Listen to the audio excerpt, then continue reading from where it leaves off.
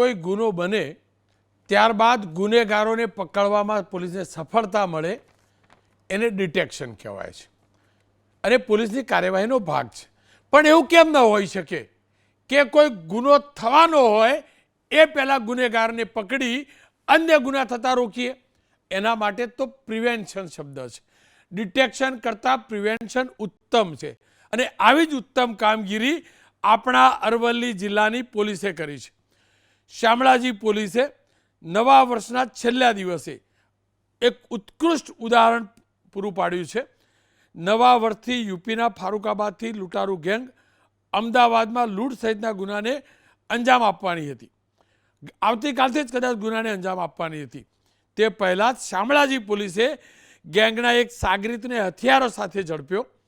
અણસોલ checkpost પાસે વાહન checking દરમિયાન શામળાજી પોલીસે બિરેન્દ્રકુમાર ચંદરપાલ ખટીકની ધરપકડ કરી. આરોપી પાસેથી દેશી બનાવટની 3 પિસ્તલ અને 18 જીવતા કારતૂસ જપ્ત કર્યા. ઝડપાયેલા આરોપીએ જાન્યુઆરી 2025માં અમદાવાદના બોપલ વિસ્તારની કનક જ્વેલરીમાં થયેલી 78 લાખની લૂંટનો એ આરોપી હતો. તપાસ દરમિયાન ખુલાસો થયો કે આખી આ એક ગેંગ છે અને આ ગેંગ અમદાવાદના સેટેલાઇટ અથવા બોપલ વિસ્તારની કોઈ એક બેંક કે આગળિયા પેઢીને ટાર્ગેટ કરવાની હતી. લૂંટ ચલાવવા માટે આ ગેંગે 3 દેશી બનાવટની પિસ્તલ અને 18 જીવતા કારતૂસ પણ સાથે લાવેલી. જાવેદ નામનો આરોપી યુપીમાં બેઠા બેઠા ગેંગને ઓપરેટ કરતો હતો અને આ અંગે અરવલ્લી એસપી મનોહરસિંહ જાડેજાને જાણ થઈ અને એમને અમદાવાદ ક્રાઇમ બ્રાન્ચની ટીમ સાથે વાત કરી.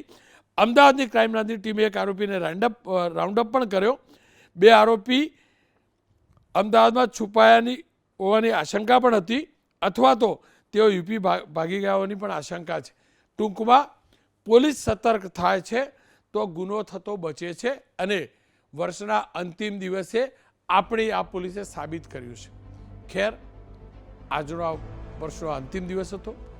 આજના વર્ષનો 2025નો આ અંતિમ શો હતો, અંતિમ એપિસોડ હતો. આવતા વર્ષે પણ આ જ રીતે આપનો આ દીકરો, ગુજરાતનો આ દીકરો ગુજરાતના મુદ્દાઓને લઈને ચોક્કસથી આવશે. કારણ કે ગુજરાતનું 2025ની જેમ જ 2026નું વર્ષ પણ સાર્વત્રિક સર્વાંગીક વિકાસલક્ષી હોય તે જરૂરી છે. આપ તમામે 2025માં એબીપી અસ્મિતાની ટીમ પર વિશ્વાસ મૂક્યો એ બદલ આપ તમામનો આભાર. 2026 આપણા તમામનું શુભ અને મંગળમય જાય તેવી પ્રાર્થના.